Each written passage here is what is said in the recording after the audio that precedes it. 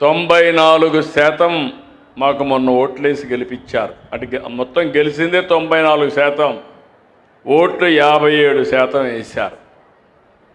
చరిత్రలో చాలా ఎన్నికలు చూసాం, కానీ మన నాయకుడు ఎన్టీ రామారావు గారు ఒక హిస్టారికల్ ఎన్నికల్లో కూడా ఇంత పెద్ద మెజారిటీ రాలా, కానీ మొన్న వచ్చాయి. దానికి కారణం మీరు చూస్తే అప్పటి వరకు రాష్ట్రంలో విధ్వంసం జరిగింది. ఎవరు ఈ మారి కూర్చునే పరిస్థితి లేదు, మాట్లాడుకునే పరిస్థితి లేదు, చర్చించుకునే పరిస్థితి లేదు, కడాన మంచి జరిగితే ఆనందపడే పరిస్థితిలో కూడా లేవు. అందుకే అందరూ కూడా ఫ్రస్ట్రేషన్లో ఓటేశారు. ఈ రోజు నేను చూస్తున్నాను, ఒక పాజిటివ్ మూడ్ క్రియేట్ చేశాం.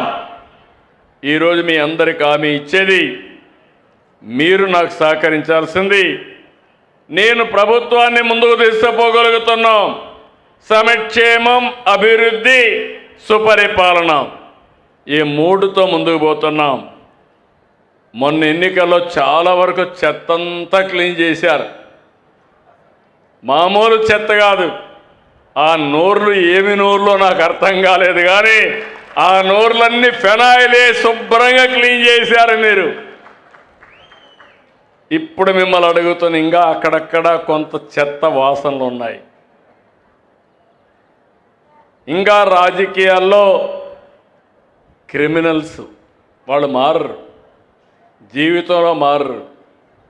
మనం మార్చాలన్నా మారే పరిస్థితి శాశ్వతంగా వీళ్ళని మార్చేయడం తప్ప లేకపోతే వీళ్ళు మారే పరిస్థితులు లేదు.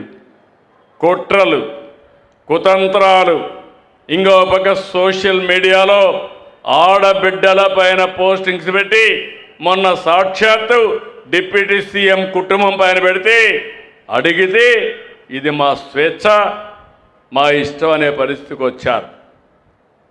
అలాంటి వారికి రాజకీయ పార్టీలు డబ్బులు ఇచ్చే పరిస్థితికి వస్తున్నాయి. నేను ఎప్పుడు కూడా పౌరుషంగా మాట్లాడను, కానీ ఒక్క విషయం మీరు గుర్తుపెట్టుకోవాలి, ప్రజల్ని కాపాడాలనేటప్పుడు నా ప్రాణాలు కూడా లెక్క పెట్టుకోకుండా పనిచేసిన వ్యక్తిని నేను. నాకెవ్వరితో గొడవలు లేవు, తగాదాలు లేవు, కానీ ప్రజల యొక్క జీవితాలకు ఆటంకాలు కల్పించి మీ జీవితాలతో ఆడుకోవాలంటే స్టబన్గా ఉండడం తప్ప వేరే మార్గం లేదు. ఒకప్పుడు తీవ్రవాదులు మీరు చేసే తప్పని చెప్పాను, నా మీదనే దాడి చేశారు. 23 క్లేమోర్ మైన్స్ని బ్లాస్ట్ చేశారు. సాక్షాత్తు వెంకటేశ్వర స్వామి దిగి వచ్చి నాకు ప్రాణభిక్ష పెట్టాడు తప్ప లేకపోతే నేను బతికేవాడిని కాదు.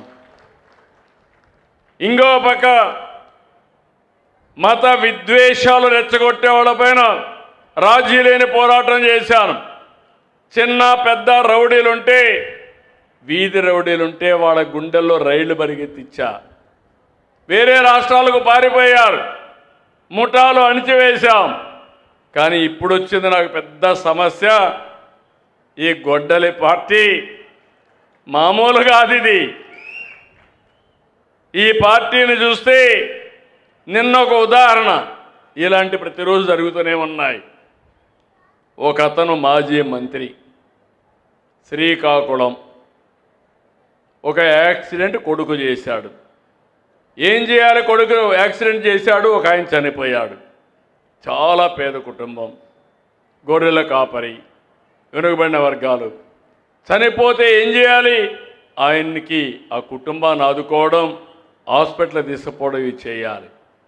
చెయ్యకుండా ఆయన తప్పించుకోవడానికి సీసీటీవీ కెమెరాలు అన్నీ ఉన్నాయి నా దగ్గర. ఇప్పుడు ఎవడైనా తప్పు చేస్తే ట్రాక్ చేయడం సెకండ్స్లో పని తప్ప ఎవడు తప్పించుకోలేడు. ఆ విషయాలు గుర్తుపెట్టుకోవాలి. అక్కడ ఉండే వాళ్ళందరినీ మేనేజ్ చేసేసి వాళ్ళకి డబ్బులు ఇచ్చేసి వేరే వాళ్ళపైన కేసు పెట్టేశారు. అంటే ఒక నేరాన్ని తప్పించుకోవడానికి ఇంకొక నేరం. వీళ్ళ ఉద్దేశం, ఆ రోజు వివేకానంద రెడ్డిని గొడ్డలితో చంపి తర్వాత కాదు గుండెపోటు అని చెప్పి అడ్డంగా దొరికితే నా చేతిలో కత్తి పెట్టి నారాసుర రక్త చరిత్రని క్రియేట్ చేశారు. అంటే ముఖ్యమంత్రి పైనే మీరు ఆలోచించుకోవాలి. ఎందుకు నేను ఈ మాట మాట్లాడుతున్నానంటే చెప్పకపోతే నాకు తప్పు అవుతుంది. హెచ్చరించడం నా బాధ్యత. ఈరోజు దీపావళి పండగ చేస్తున్నాం. ఎందుకు దీపావళి పండగ? నరకాసురుడనే ఒక రాక్షసుడు ఉండేవాడు. అతన్ని చంపిన తర్వాత దీపావళి పండగ చేసుకుని ఇలాంటి దుర్మార్గులు ఉండకూడదని ఒక మెసేజ్ కోసం చేసుకుంటున్నాం. కొంతమంది అంటున్నారు మీరు మాట్లాడొద్దండి. నేను మాట్లాడను. మళ్ళా మీరు వచ్చి రఫా అంట వస్తే మీరు కూడా ఏమారిపోతే అది నిజంగానే రఫాలు ఆడిస్తారు. మొన్న చేశారు, మీరు చూశారు. ఎంత ధైర్యం ఉండాలని అడుగుతున్నా. మామూలుగా ఎప్పుడన్నా చూసారా? పోస్టర్స్కి, కటౌట్లకి పొట్టేళ్ళు తెగలేసి దాన్ని తీసిపోయి రక్తాన్ని చల్లే పరిస్థితికి వచ్చారంటే ఏంటిది? నా జీవితంలో 48 ఏళ్ళుగా ఎప్పుడు చూడలేదు, చూడాలని కూడా ఆలోచించలేదని చెప్పి కూడా నేను మీకు తెలియజేస్తున్నా. అందుకే మిమ్మల్ని అందరినీ జాగ్రత్తగా ఉన్నా నేను. నిన్న గుంటూరులో ఒక విషయం జరిగింది. ఆ విషయం కూడా చెప్పాలి. ఇద్దరి మధ్యలో తగరాదు. ఆ ఇద్దరి మధ్యలో ఉండే తగరాదుని ఒక తెలుగుదేశం పార్టీ కార్యకర్త ఉపయోగించుకొని వేరే వాళ్ళని, ఈ ట్రాన్స్జెండర్ ఉంటారు వాళ్ళు పంపించి ఒక మహిళ బట్టలిప్పే పరిస్థితికి వచ్చారు. అది విన్నాను. ఇది నేరం. ఎవరు చేసినా తప్పే. ఇమ్మీడియట్గా అతన్ని పార్టీని సస్పెండ్ చేయడమే కాకుండా అరెస్ట్ చేయమని ఆదేశాలు ఇచ్చానని మీ అందరికీ ఇన్ఫర్మేషన్ ఇస్తున్నా. అక్కడుండే ఆఫీసర్లు కూడా ఉదాసీనంగా ప్రవర్తించారు.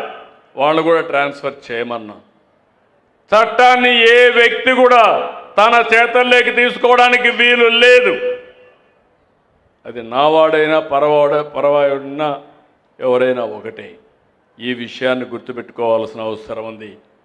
నేను ఇవి చేస్తే మీరు చేసిన తప్పంటే నా మీద విరుచుకుపడతారా? అది జరగనీయం. Law and order కాపాడుతాం. మా ఆడబిడ్డల మానానికి శీలానికి రక్షణగా ఉంటా. ఇప్పుడే ఆమె ఇస్తున్నా. ఎవడైనా ఇలాంటి తప్పుడు పనులు చేస్తే ఎవడిని వదిలిపెట్టనని మరొకసారి మీ అందరికీ విజ్ఞప్తి చేస్తున్నా. ఇక్కడికి వచ్చినప్పుడు సుపరిపాలన, ఈ విషయం కూడా ఒక 5 నిమిషాలు నేను క్లోజ్ చేస్తాను. నేను ఎక్కడికి పోయినా కూడా దీన్ని కూడా తీసుకున్నాను. నేను దగ్గర మీకు అనేక రకాలైన సదుపాయాలు ఇస్తున్నాం. ఒకటి, మీరు చూస్తే డబ్బుల రూపేణా మీ బ్యాంకుల్లో అకౌంట్లో వేస్తున్నాం. పేదల సేవలో నేరుగా డబ్బులు అందిస్తున్నాం. అదే మరి కైండ్ కింద అన్నా క్యాంటీన్ కానీ వెల్ఫేర్ హాస్టల్స్లో కానీ అవన్నీ కూడా ఇస్తున్నాం. కొన్ని సేవల కింద సర్టిఫికెట్స్ కానీ ఆర్టీసీ బస్సుల్లో కానీ సేవలు అందిస్తున్నాం.